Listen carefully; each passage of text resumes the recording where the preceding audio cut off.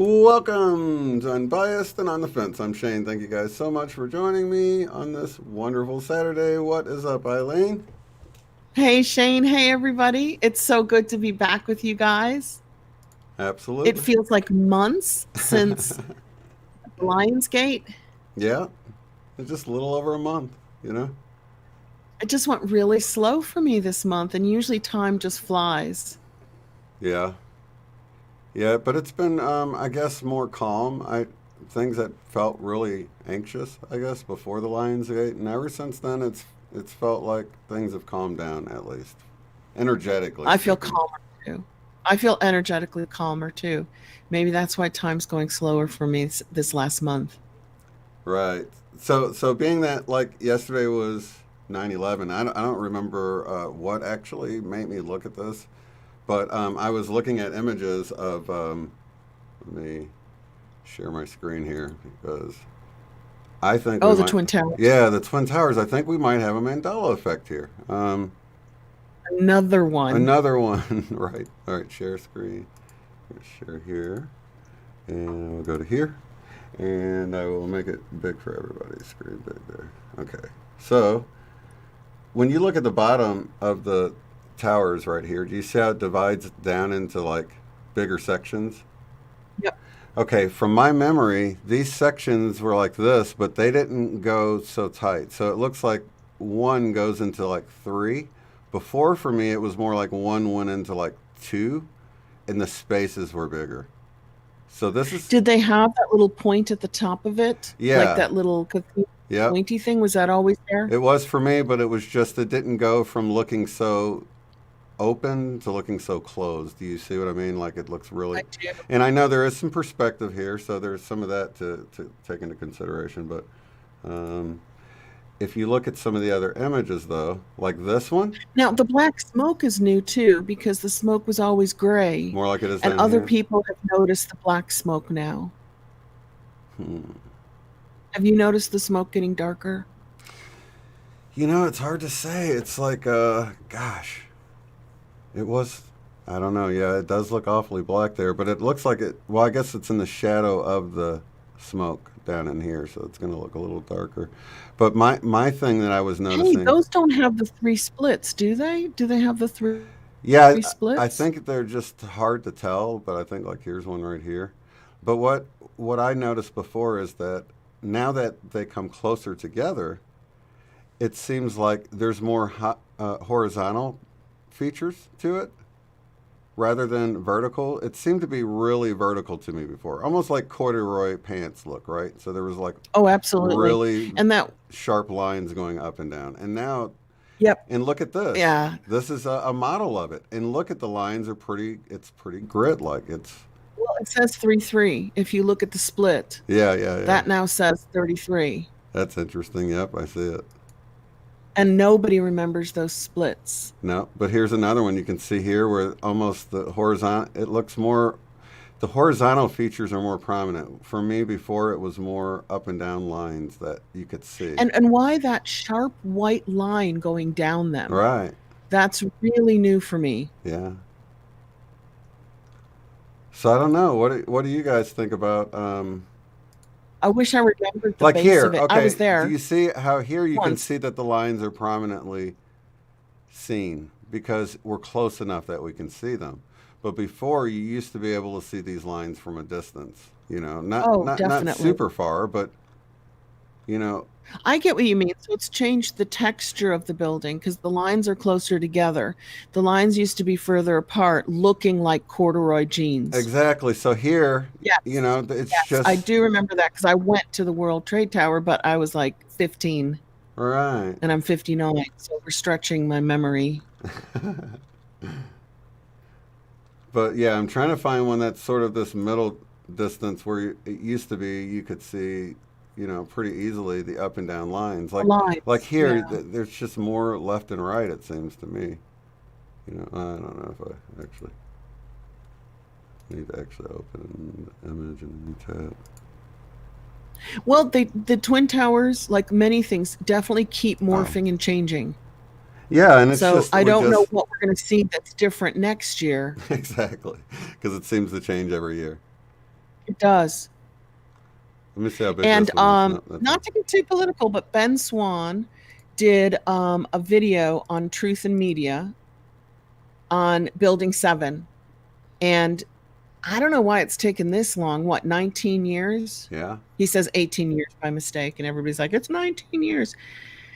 But engineers are proving how Building 7 was a controlled demolition instead of it just caught on fire and fell down. mm-hmm, Remember, because it came down after the towers. right.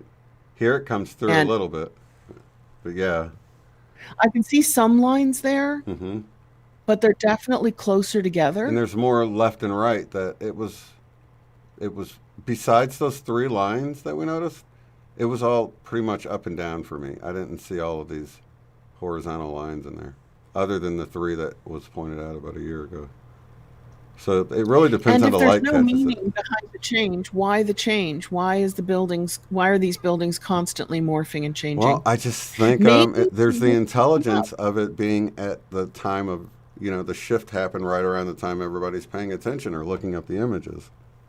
Yeah, that's what I was just thinking. Maybe because everybody remembers these towers because of what happened, so it'll wake more people up to the Mandela effect if the towers keep changing than say if some random building in New York keeps changing, nobody's going to notice it because nobody remembers it because nothing big happened there. Exactly, yeah. See, there's the white smoke. Oops. If you go back. Oh, yeah, yeah, yeah. I can see. See, so you can see the lines, but do you see how close together and What? The close ups used to have yeah, huge windows in between yeah, those lines with people standing in them in the windows. yeah. If you zoom in, those are not huge windows anymore. I don't know. It's hard to tell without a person there, but still, I don't know. Still, there's so much definition left and right, horizontal. It didn't seem so broken apart like that to me. So checkered Interesting. in spots. But anyway, it's strange. I just thought I'd bring it out because I noticed it, and I don't know if anybody covered. Actually, I sent an email to Evan, so we'll see what he thinks So, about it. related to this, a whole bunch of uncensored platforms are opening up. I hope they're uncensored. One is called ISE, Mm-hmm. and it's for real news, not censored news. And then my sister Leslie sent me MeWe, Mm-hmm. which is a new Facebook, uncensored. So I have two feelings about it. I'm going to sign up for all of them, and there's like nobody on there, Mm-hmm. that I know except for my sister, which is fine. Everything has to start from a seed and grow. Yeah. But it almost serves the ruling elite by getting all the truthers off of Facebook and off of YouTube onto a platform where the public is not over there. And the public will never go there because the public don't think they're being censored. Right. They're just doing their Facebook and watching their YouTubes and their TikTok and their Instagram, and they don't realize that the information is heavily censored, so they're not desperate to go to new platforms, but the truthers are. Yeah. And in a way, it segregates us away from those who might hear us who don't know. Right? No, let's see. So, Morgan said I've heard MeWe is dark. I got on MeWe about I want to say 2018, and I don't really get on there too much. I'll check it every now and then, hey, but Morgan, there's quite a what is few she people saying? over Is there. it censored or not, MeWe? Uh, she's heard it's dark, so or he or she. Dark as in, I don't know. I don't know whatever that means. yeah, I get you. Is that Morgan with an H or without an H? I know With too. an H. Anyway, Yeah, with an H. with an H. Yeah, I get what you mean. But I'm such a truther now that I suspect everything all the time. So if somebody comes up with a platform going, "Oh, come here, it's completely uncensored." I'm like, "Yeah, right. Prove it." Well, I want to say BitChute is the one that seems to be, people are putting videos up and they're staying up. That's kind of how I'm doing it. I'm just kind of seeing where people send Isn't BitChute people, like a and gamers, or is that the other one? that's Is Twitch. BitChute for gamers? Well, there everybody kind of has a little bit more than that, but yeah, Twitch is mainly that. BitChute is no, I think BitChute's got everything from what I've seen. I haven't seen any gaming BitChute stuff actually. I'm not saying it's not there. I just haven't noticed it. So, do we move to platforms where we can talk openly to other people who are awake? That's kind of fun. Or do we stay on heavily censored platforms where the majority of people are still not completely awake? I think we're going to have to avoid what you were saying happening. You've got to do them both. Got to do them both. Got to have your weekly show or whatever on the one, and send people over to the other one for the juicy stuff. That you can't hear on YouTube. Yeah, got to do both. It's interesting times, but it seems to be calming down a little bit. Oh, I know we're not going to go into this big time because we have so much to talk about, but my latest research on the issues, some people really like to hear them and some people are like, okay, so right now, close your ears if you don't like to hear this stuff, is that Moderna, the United States pharmaceutical company in charge of creating the United States CV, Vax, All right. has been stopped temporarily because they're using recombinant RNA, which is genetically modified, which has never been used before and has never been tested. And when it goes in the vax, it changes the natural DNA. So somebody along the legal routes of whoever governs pharmaceutical companies stopped it and said, hang on a minute. This is a huge experiment to put genetically modified recombinant RNA that modifies the human being's DNA without studies. Yeah. No, thanks. So we can all applaud that. We can be like, yay, we've got a temporary halt on that. Exactly. So that's good. Yeah, that's a beautiful thing. Oh, you also found another great bit of residue that we want to share here. Yes, my sister Leslie found it on season 1 of the 6-pack DVD, 6 seasons, and it's Sex in the City. Yeah. On a DVD pack where you get to buy 6 seasons, and if you put in season 1, which is on the first DVD, everything says Sex and the City. And then as soon as you pause and it's uploading or downloading, you get a splash screen. That we see right here on the screen. Which we're going to see. Can they see it now? Yep, it's on there right now, yeah. Sex in the City. Every City. time you get Sex in the City, even though the DVD itself, on the DVD and on the packaging, says Sex and the City. Whoever orchestrated the Mandela effect changes didn't get to the splash screen. Well, see, I think this kind of gets back to what I was saying about human consciousness getting into it, and the fact that I've worked in the graphics design field and logos and stuff like this, and typically if somebody is using a font that's not too different from something that I can just grab, and I don't want to go and try to copy it over, and it's easier just to type it in, I might do that on a splash screen or something because I know people aren't really paying attention. So that's probably what happened here. So this could have been grabbed from somewhere else. Right. Like somebody said, we need a splash screen. Yeah, they said, we need a splash screen for this. The guy went in there and just found a text that was similar to that, typed it in there, was done with it, and then it didn't get changed because he did everything from memory when he typed it in there. He didn't copy it or trace it or, just take the logo and put a GIF or a JPEG of it in there. So that's what I think anyway. It's just wonderful when residue pops up. It's just nice. Yeah, it's awesome. It's awesome. Okay. And it's popping up less frequently now that AI is in the online platforms of like Google and Facebook. I think like AI is so smart and so powerful, and not as powerful as humans, of course, that you can like direct it to change something with a click of a button that will quickly go through all the data on Google. And Tulsi Gabbard's lawsuit against Google showed us that Google runs 95% of the searches. I don't even know who's doing the other 5%. Who would that be? Like Yahoo or something? Or DuckDuckGo? DuckDuckGo uses Google. Right. It's like even all these other companies, they still go back to Google, which is phenomenal in terms of the data Yeah. that it's collecting. But in the olden days, we used to go online and search things and we could get alternate information. And now if you go on and search something like medicine or you know, natural cures for something, all the alternate stuff is buried. You just can't get to it. You get the pharma, the mainstream, you know. Right. It's harder to get to alternate information now. Have you found that on Google? Yeah, a lot of times I'll just go on DuckDuckGo. I have better Yeah, results there. Even though it's used by Google, I don't think maybe they're getting in there. I use And DuckDuckGo too. yeah, Supposedly they don't track you, so that's good. Maybe. I mean, who cares right now?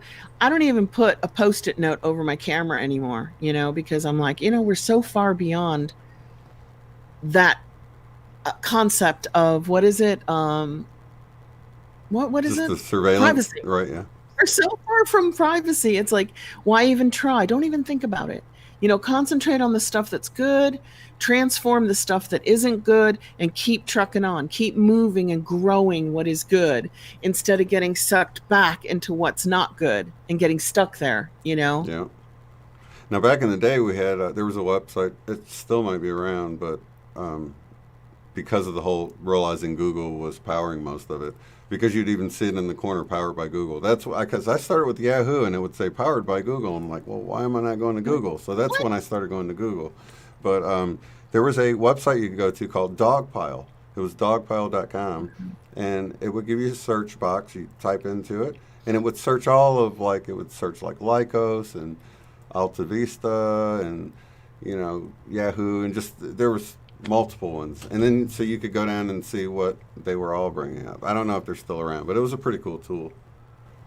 That sounds like it. So instead of always trying to fix what's broke, maybe we can make the new stuff better. What we're moving into, what we're creating, let's create better Yeah, than what we've got. You know, focus our energy there as well.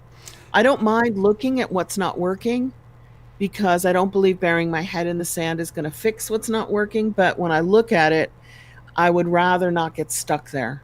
yeah, yeah. You too.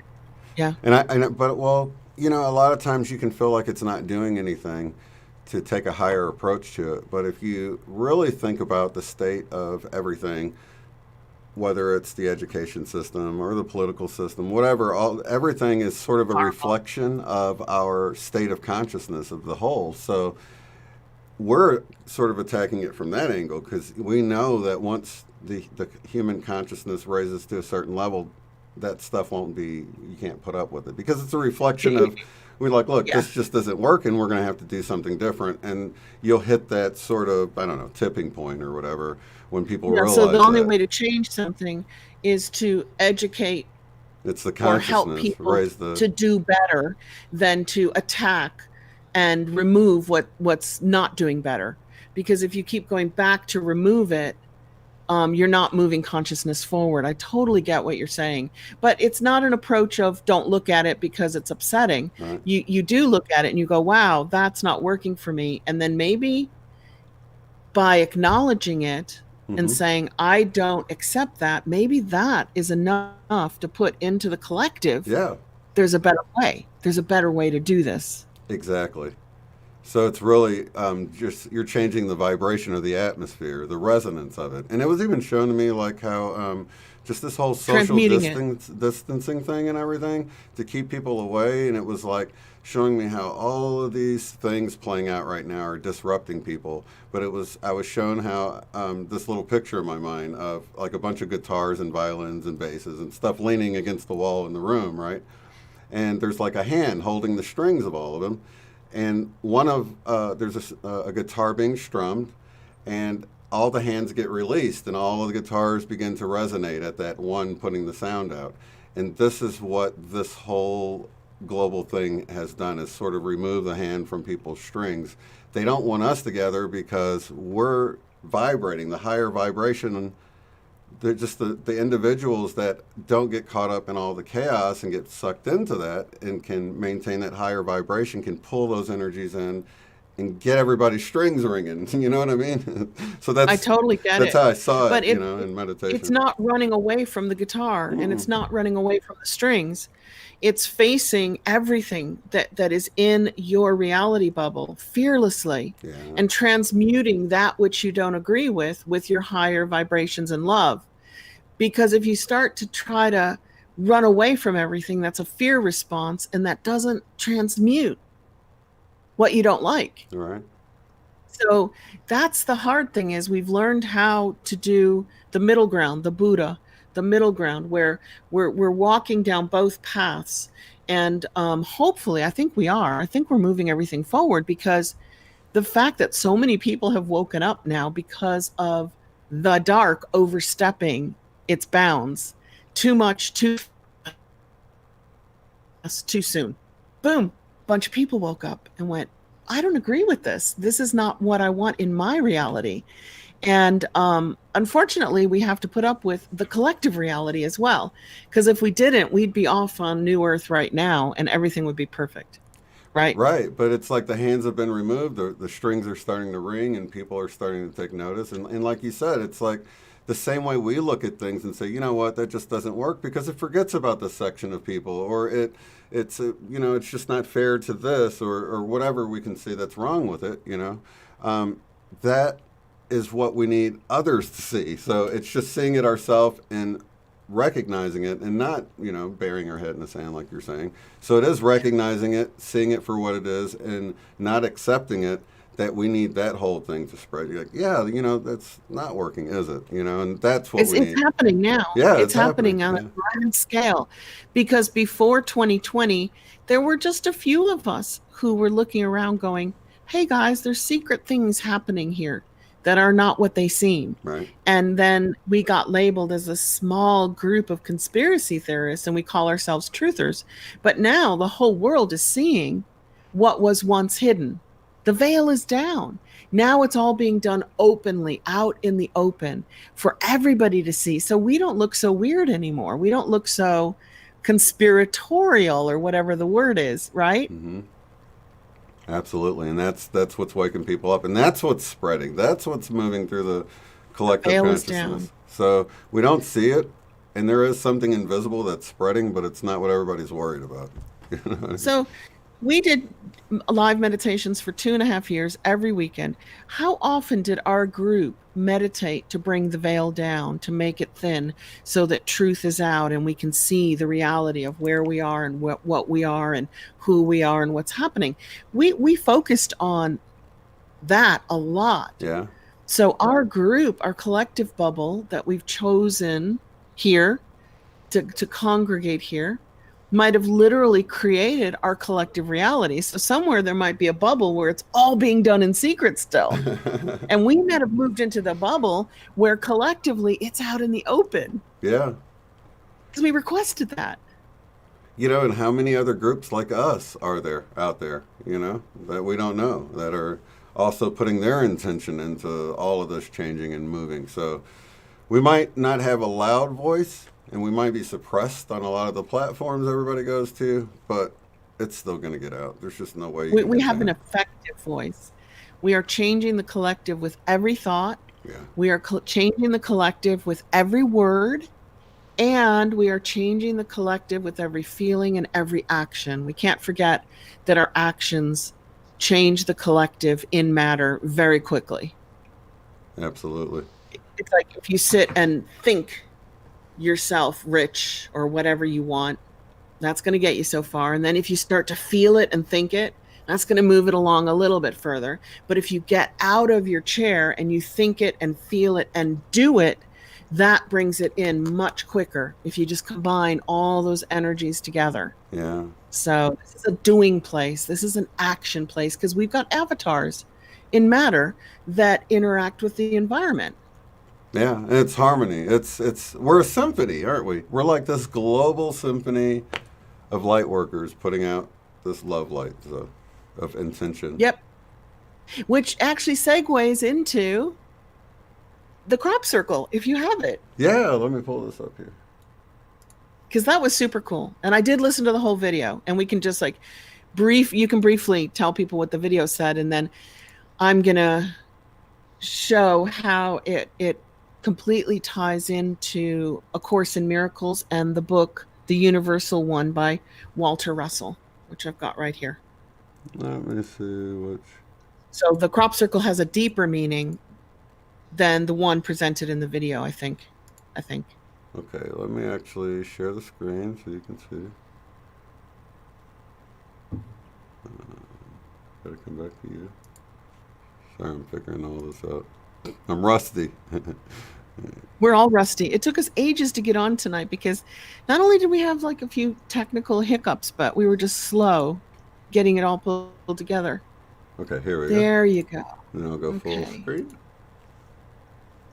Okay. Look at that crop circle. Well, it looks like a splat as well. Like if you drop paint, splat. Yeah, it does.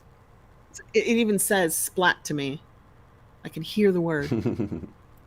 Yeah, so this video is really cool. He goes into, the whole spike proteins and these little things, whatever they are, and these little things, and how this was a zoomed in view. So it was really cool how there was some information that came through in this crop circle that was like found out in the scientific community, like, I don't know, weeks later.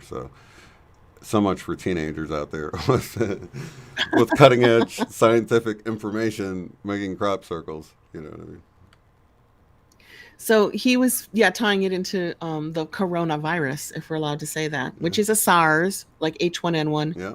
and swine flu. It's all related. Okay.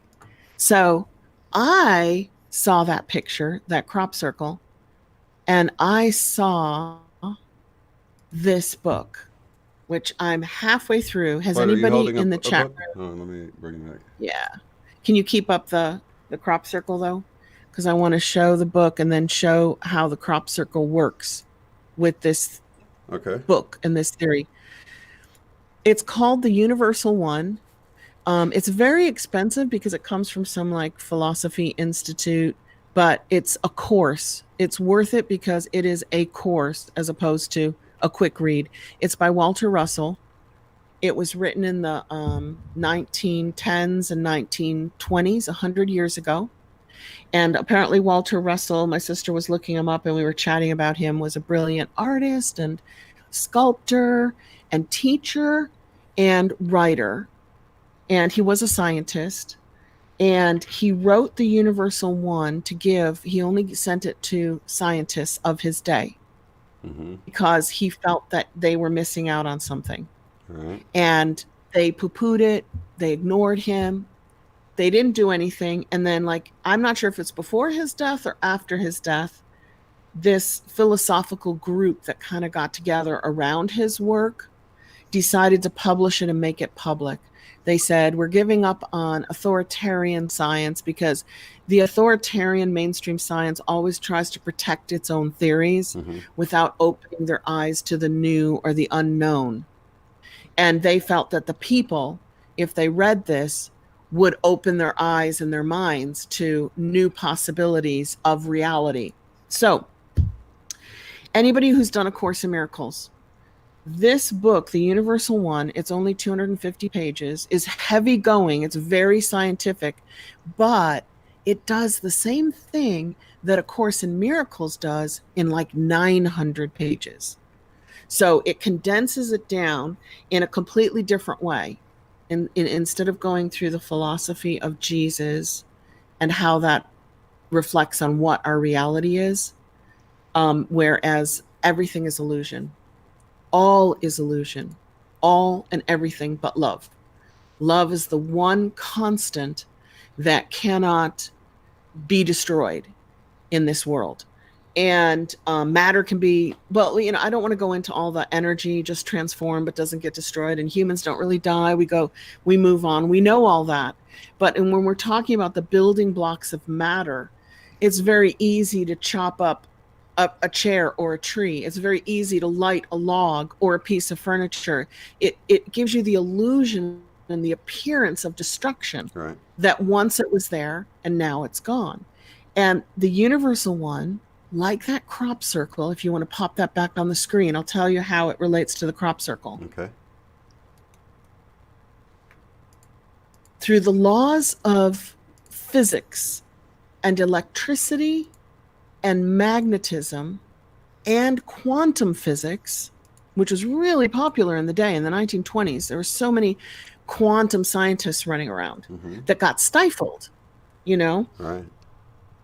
They were looking at energy, and all energy, whether it's coming out of your light bulb or in your body or in your table, in your chair, in your food, in your dog, in your clothes, in an atom of matter starts out as a wave. So if you look at the first circle at the bottom of the crop circle, that is mind. That is consciousness. It is the consciousness of God. I think you should read the book. I'm going to do my best to do a summary. Okay.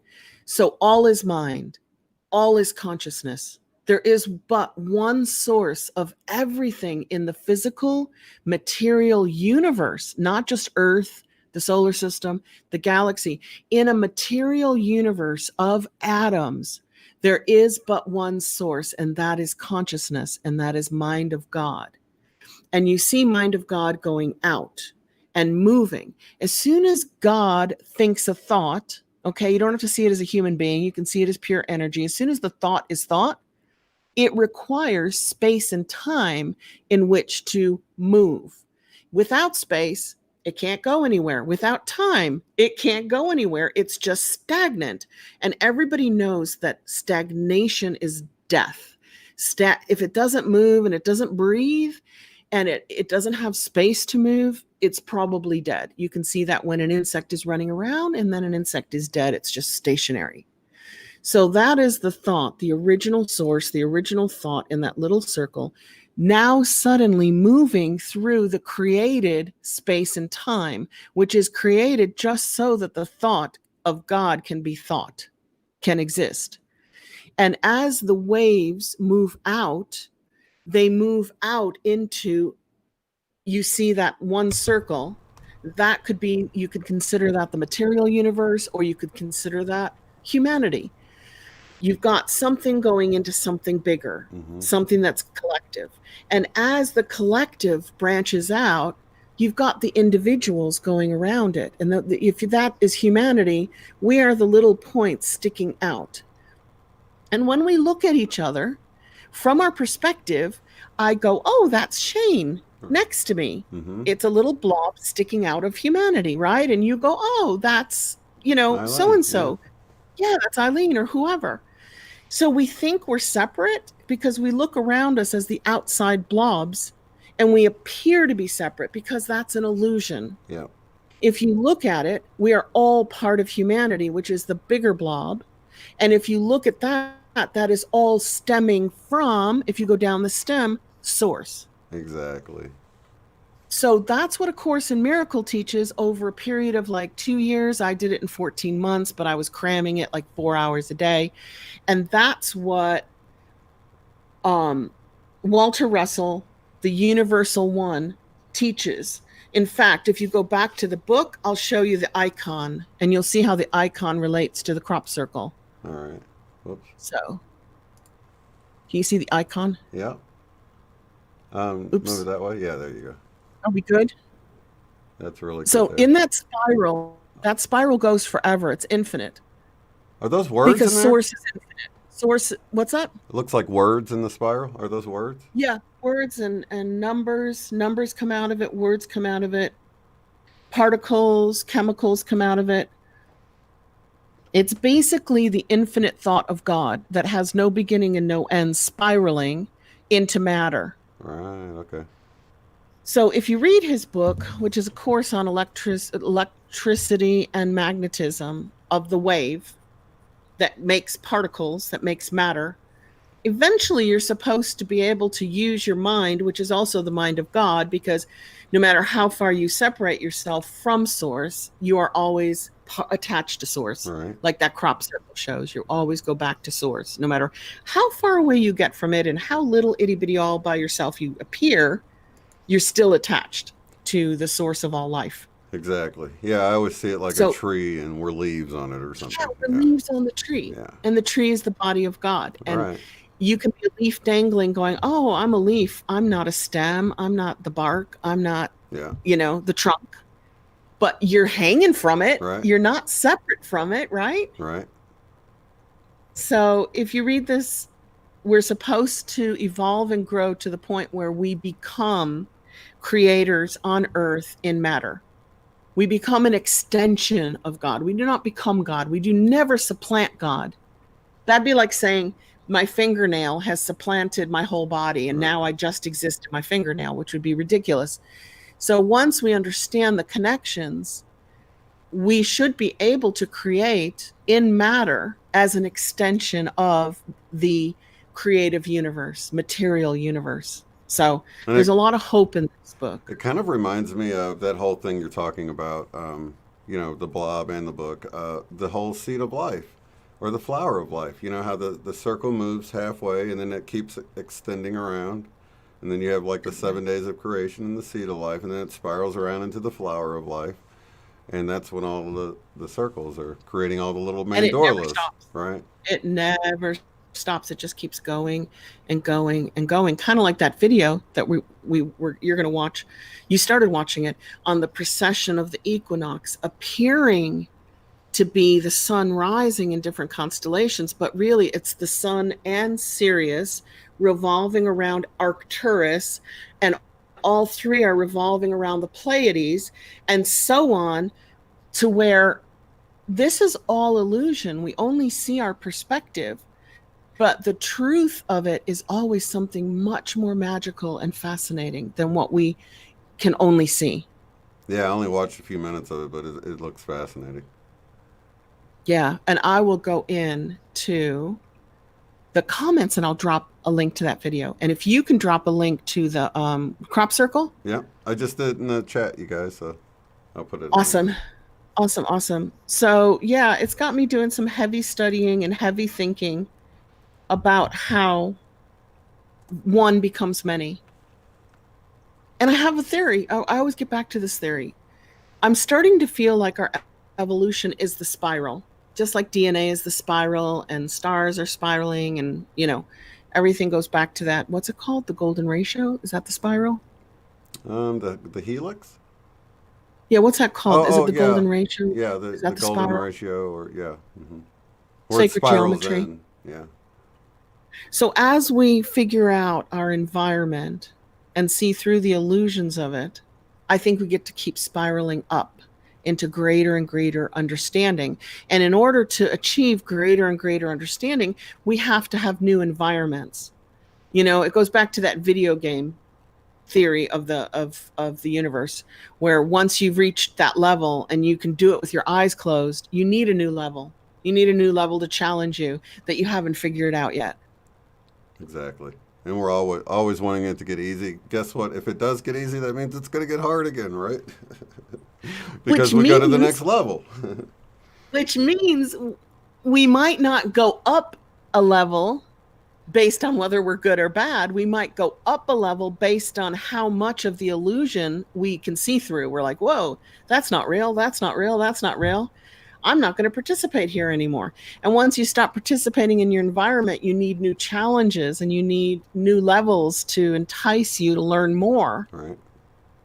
And I feel like when we go up a level, it's not going to be like the same thing harder. I think it's going to be a whole new host of lessons to learn. You know what I mean? Yeah, not harder, but I don't think it's perfection. I don't think we go from Earth into perfection of just being, because I don't think we're ready for that. But I think we're already perfect and we just don't realize it. You know what I mean? That's supposed to be the jump from A to Z.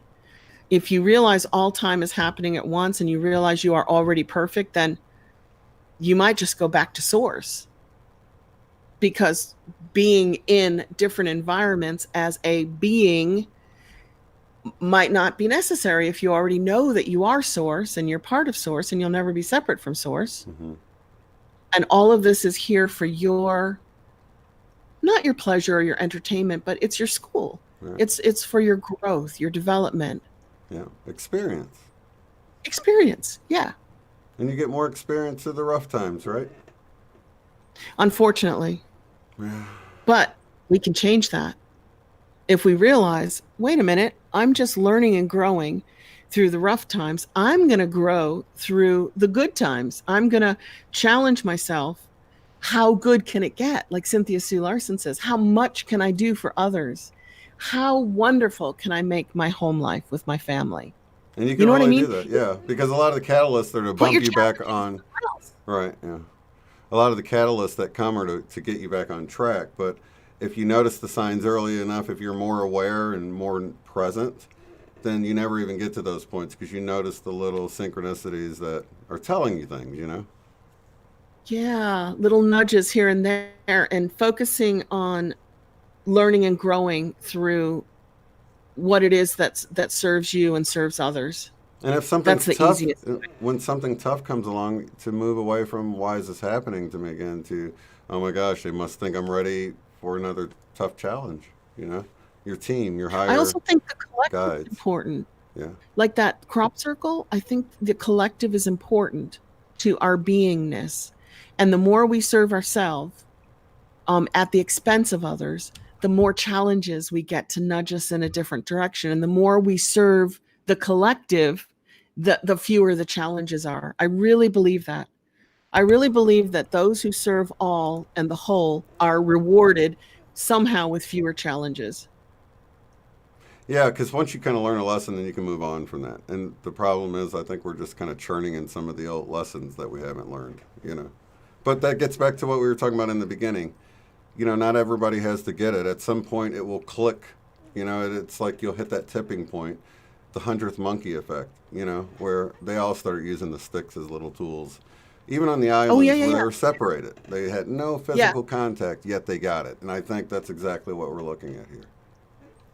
And even the baddies are going to get it eventually. They just might take longer. That's the whole law of one theory, is that you've got the service to self and service to other. You've got the greedy and you've got the sharing, caring, compassionate.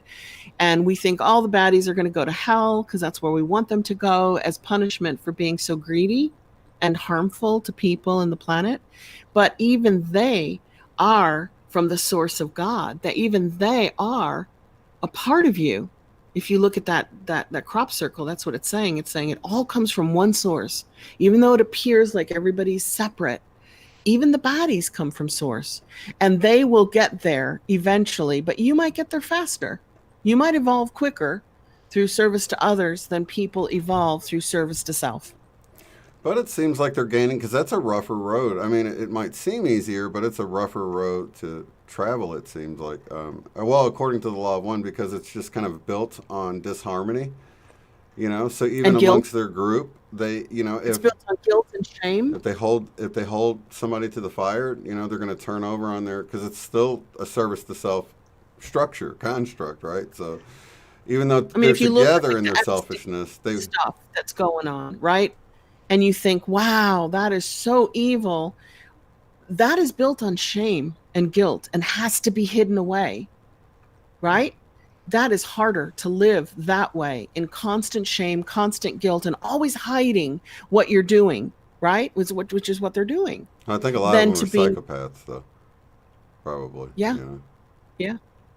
But then that is a defect in humanity. Right. Psychopathy and sociopathy are a defect in humanity, Mm-hmm. not just a defect in certain people. Mm-hmm. It's a problem with the conscious animal that it needs to transform, transmute, outgrow. Mm-hmm. Yeah, it could just simply outgrow psychopathy, or pathological tendencies might be outgrown. But then there's a whole And nother level of this, and it's like, you know, if you think of it as a cast of characters, at the end of the show, you know, we don't go and lock up the people that played the bad guys. You know what I mean?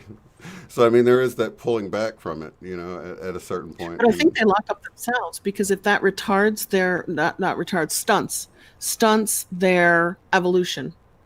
So because of being stuck in the illusion of negativity, it stops them from growing more than the person who is not stuck in the illusion of negativity.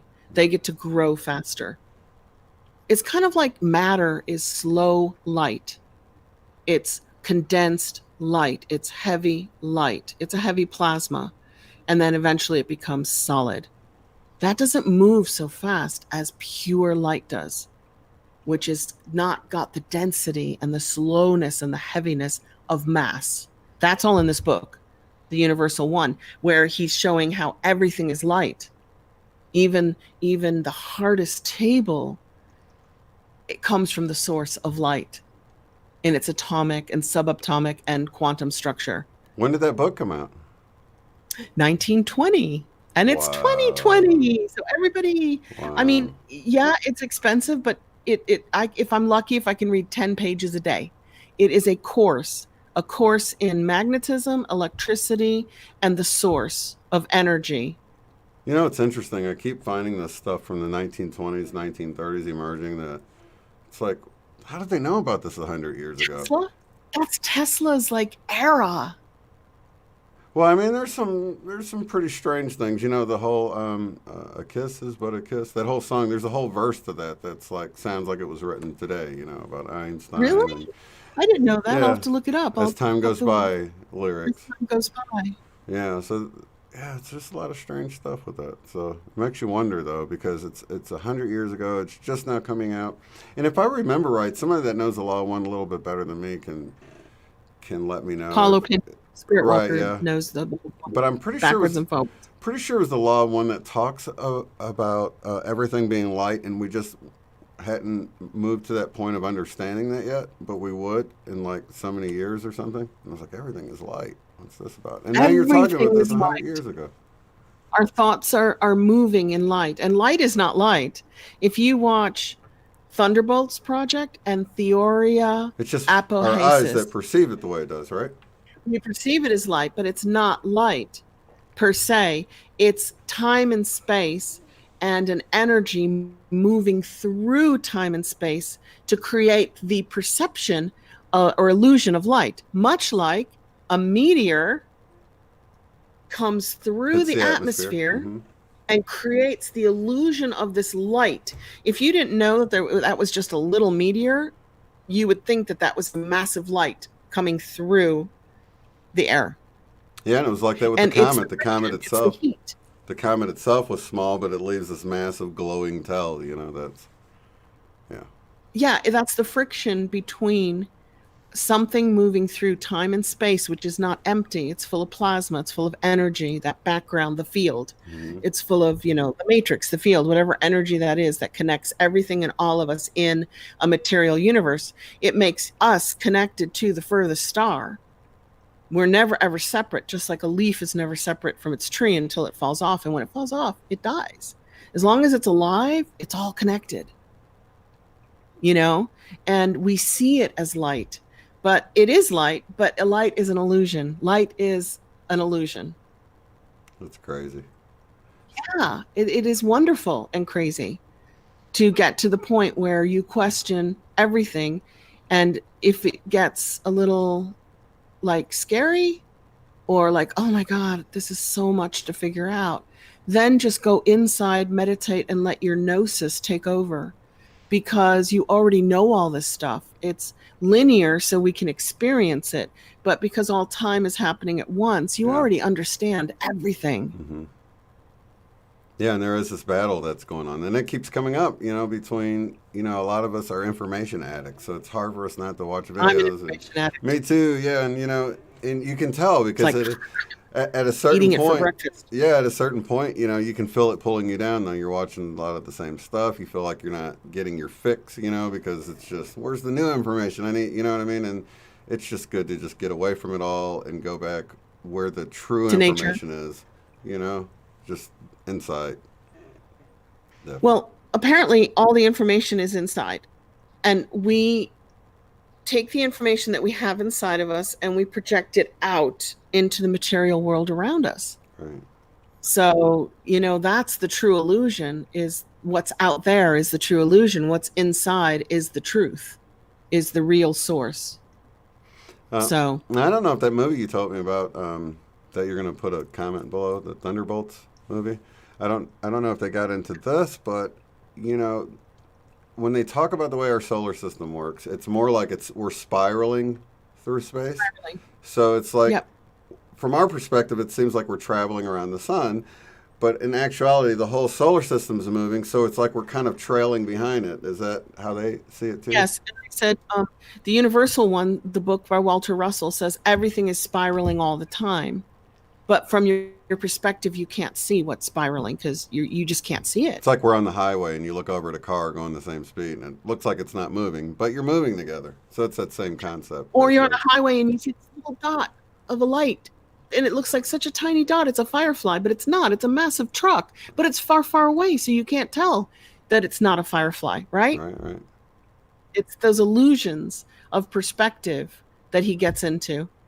So I'm wondering if, the way you were talking about moving through the energy, if the sun is moving through an energetic portion of space, because I've heard this before, we're moving through some kind of dust cloud or some kind of energetic field or something.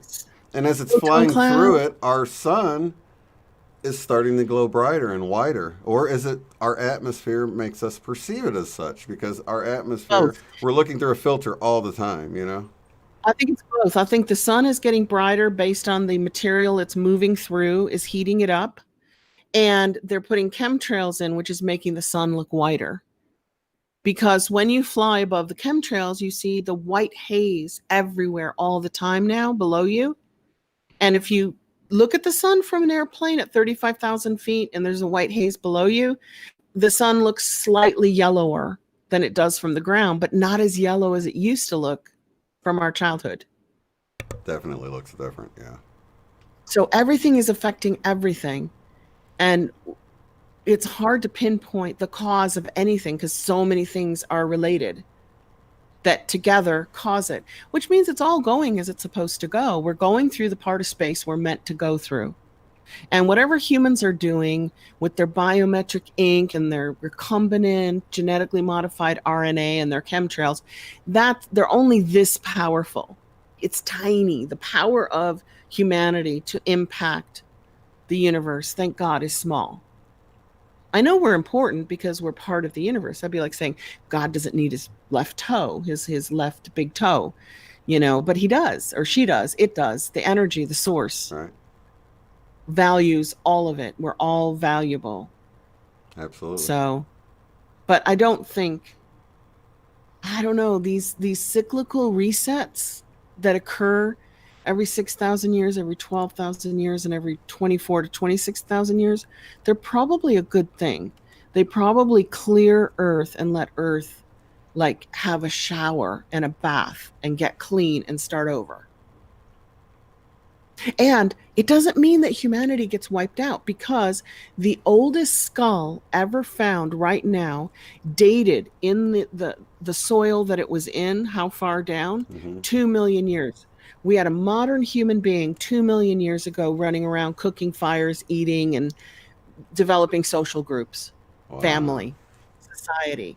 So if we've lasted 2 million years and we get this Adam and Eve reset every 6 to 12 to 24,000 years, humans are always around to start again. Yeah, that's true. And we can't say that we know that they were destroyed or anything like that. I mean, we had the Mayans that seemed to disappear off the face of the map. So, yeah, and the Anasazi disappeared off the face of the map. And then we have the Egyptian priest Solon. He was actually a magi from the east living in Egypt. And he met Plato and told Plato about Atlantis. And then Plato went back to Greece and was the first person that we know of to write about Atlantis, because his writings still exist today. But maybe loads of people wrote about Atlantis, but we don't have their records anymore. We've lost them. Yeah, I think we've lost a lot of records. And that's the rising and the falling of humanity, the rising and the falling of civilizations, the rising and falling of ancient Egypt, ancient Greece, ancient Rome. There's not been a civilization that has lasted forever, ever. I need to get cozy with the Pope, have him be my best friend, and let him let me into that secret library, because I think they have a lot down there. Huh? I'm so surprised you said that, because I saw a video this week that said when they burned the library of Alexandria, what was that, Nero? That was a Roman Pope guy who did it, he didn't burn the records of civilization. They moved it to Rome. They collected all the information, moved it to Rome, Yeah. and then they burned the Library of Alexandria and went, oops, all the information of all the previous civilizations just isn't available, guys. I think it's still there. What do you got to do to Under get a the Vatican. library card for the Vatican? You can. I said, what do you have to do to get one? That'd be cool. How about remote viewing? If we can remote view anywhere at any time. And this is totally tandem, but that guy who's been in charge of Egyptian antiquities in Cairo, I just saw a video where he was arrested for stealing antiquities. What? He's the one who wouldn't let anybody go into the tunnels under the Sphinx where Edgar Cayce said the Akashic records are stored. He's like been doing that for 30, 40 years. I just saw a video where he's gone now. I'm like, whoa. Does that mean we'll actually get to see what's under the Sphinx now? Or and under the pyramids? Did he find something and disappear with the artifacts? Or did he find some kind of spaceship and take off in it or something? You know what I mean? I don't know, but he's in jail now, according to the video. He's in jail? Okay. They caught him. Yeah. So maybe that's part of the veil coming down, that we'll get to know more about our ancient past of who we are and where we came from. Yeah. So do you want to do another one about the veil then? I don't know. What do you guys want to do? We've got a lot of veil coming down around us. Is it too much? Too much, too soon, too fast? I'm always for seeing through the veil. Yeah. Maybe more support with accepting, or I don't know. Well, how can we help humanity cope with the changes that are upon us right now? What's going to help the collective not only cope with it, but thrive and come out of it better than it was before? Right. That would be kind of a cool meditation, but I don't know what words to use. Like, you know? Coping, restoration, coping. You know how when something bad happens and when you're in the midst of it, you think, oh man, this is terrible. But looking back, you can see that it was actually good because of what came out of it. Like, I'm trying to think of an example. So Do we have any insight then. examples? So somebody can see past the situation and see in this present moment of now that they sort of, like Eckhart talks about, you have to sort of accept the way things are now because that's how they are. There's nothing you can do about that. And then move forward from there. Focus on how to make it better. Yeah. Instead of focusing on how sad or fearful it is, focus on what can you do to make it better. Mm-hmm. You know, what could you do today to make this situation better? And one of the obvious ones is there's a lot of elderly people who are alone, who have nobody visiting them, and all their services, you know, are cut off. And, you know, they might see somebody once a week with a mask bringing them some food or something. So, I mean, that's just one example. Or animals, I don't know. What can we do every moment that we're in the now that makes this better? Mm-hmm. I like that. Yeah. Okay. Are you guys cool with that in the chit chat? I'll go back and read the chat afterwards. I just have to shut everything down or I lose the stream. See, pat on the back says, "Go for it. Rest in peace. The Band-Aid off, or rip the Band-Aid off." Yeah, Rip it's the like Band-Aid. you're pulling that Band-Aid off so slowly that you're in agony for like 5 minutes. But if you rip it off, it hurts way more for just a fraction of the time. Kind of like jumping in the pool. I am definitely a Band-Aid ripper. Huh? I said kind of like jumping in the pool. You just got to do Yeah, it. jumping in the deep end to see if you can swim. Well, I meant just the cold, you know, because you're like, oh gosh, it's cold, and you can be slow about it, or you can just get in there. You go inch by inch. It's like painful. It's so cold. And if you just jump in, it's like fast and over with. Yeah. Okay. All right. Let's do it, guys, and let's see what comes out and how it goes. Sounds perfect. Because we're doing these once a month now, which is maybe it's more powerful when we do it once a month. Maybe it's just like little weaker meditations and intentions if we do them constantly. And if you let that energy build up, you know, they're just a little bit more powerful.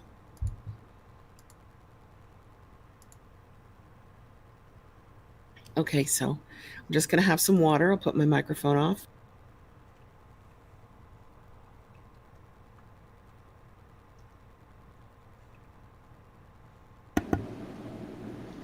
Okay, so everybody just get really comfortable. Just kind of like scooch around. Whatever's supporting you, go ahead and just relax into it. Just let your muscles go and relax into whatever is supporting you and holding you up right now. And don't do this if you're driving or walking or need to pay attention. So take that nice, deep, relaxing breath in.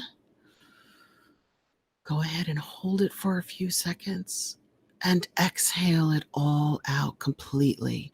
Really get the air from the bottom of your lungs out. Go ahead and take another deep, relaxing breath in.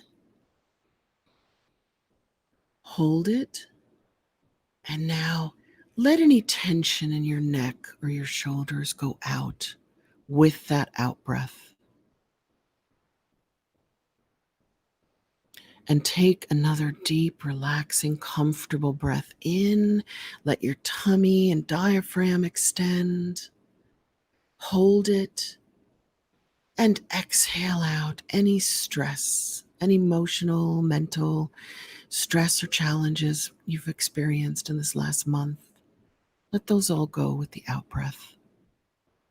And we can start breathing in through our heart chakra, the heart math's way, and exhaling through the heart. Go ahead and continue to take your breaths in through your heart center and out of your heart center at a pace and tempo that works for you, that really feels comfortable and relaxed. And now go ahead and allow a beautiful, clear, crystalline color come in with the in-breath, any color you like, or the rainbow, and let that color go back out into your environment, filling your home. And continue working with the color that you most desire to see and feel right now, because that is going to feed and energize and clear and clean a chakra in your spiritual body, your emotional body, your mental body, and your physical body that most needs an energetic boost right here, right now. Go ahead and send down a grounding cord if you haven't already. Let it go from your root chakra all the way down through the various different levels of the earth.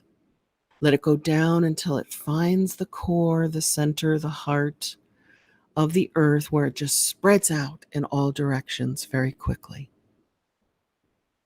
So now you are grounded, you are rooted, you are safe, and you are clear.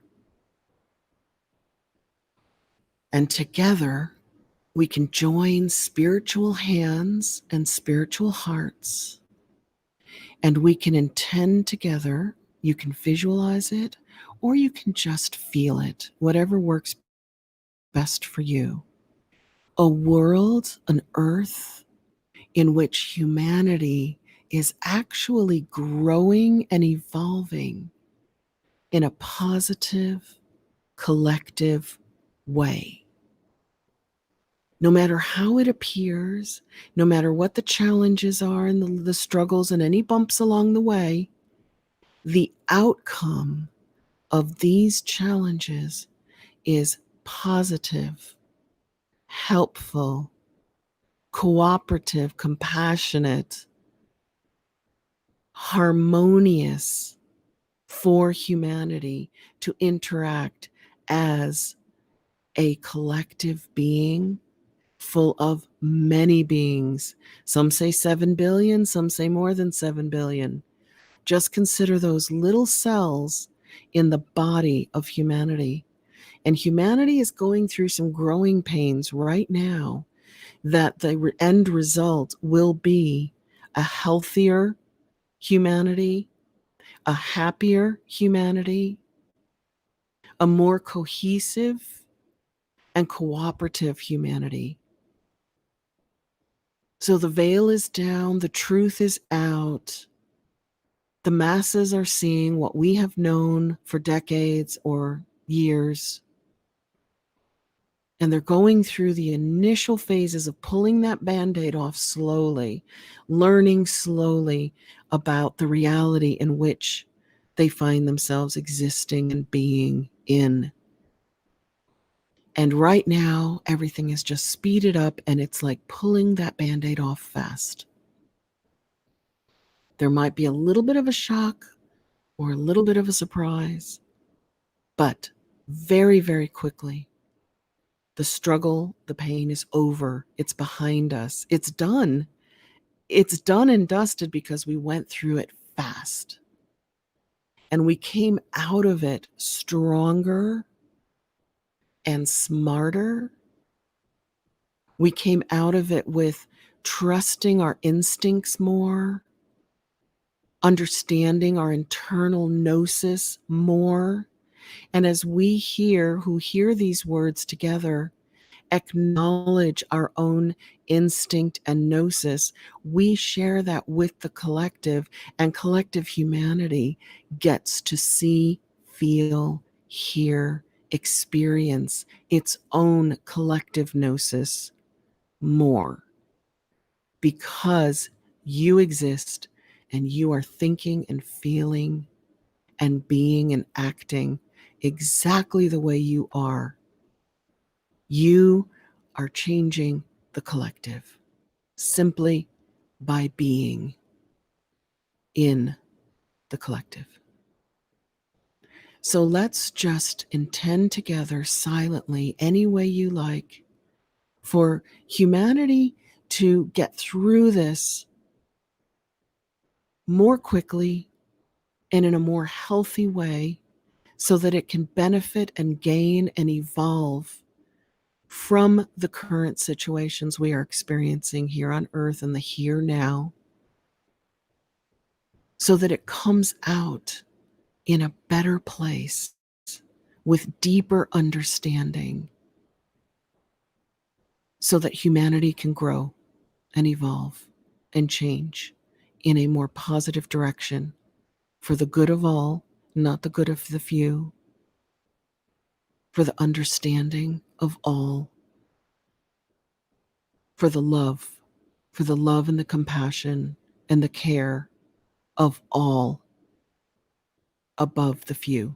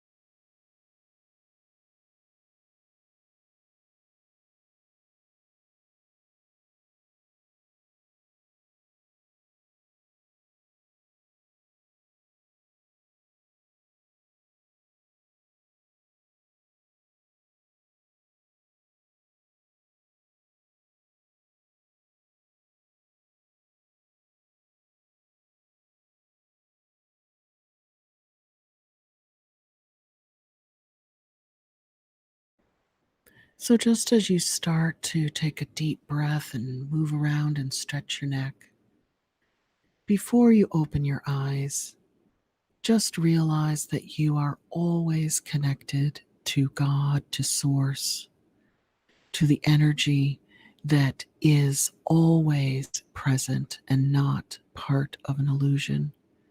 You are always connected to love, and love is what you bring to humanity in a physical, material world. So go ahead now and just kind of move your shoulders and your neck, move your feet, stretch, and open your eyes.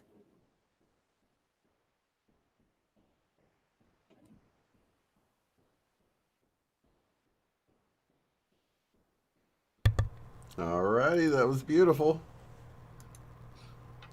It felt more active than the usual ones. Usual ones feel so like sleepy, peaceful.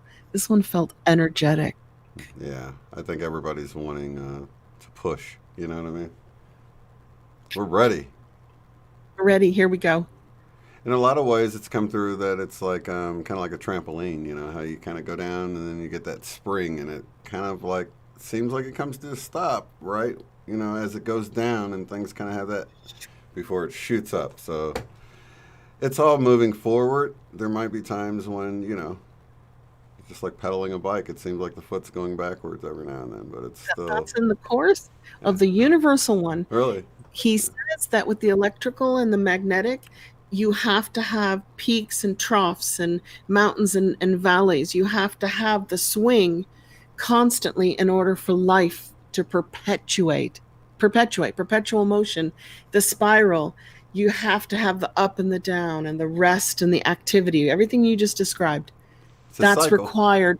Yeah, it's a cycle for life to move cycles forward. within cycles, really. Within cycles, within cycles, within cycles. Like that, like a time, like seconds and minutes and hours and all of that. So, yeah. And ever.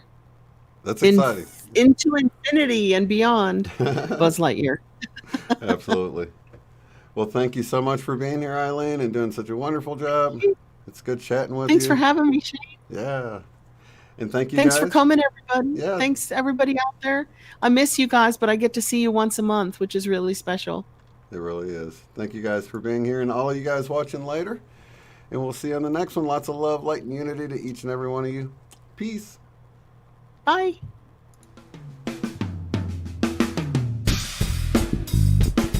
Be sure to check out the website at uotf.net. There you will find the live stream schedule displayed in your local time right there on the front page. Below that, you'll find links to take the Beyond Quantum Healing course at a discounted rate, purchase our book, Mandela Effect, Friend or Foe, in paperback or ebook, or to contact me to schedule a BQH session. At the top of the site, you'll find links to help support the work I do, access the free private forum where you can discuss organizing get-togethers in your area, Mandela effects, and more. Thank you all so much for being here.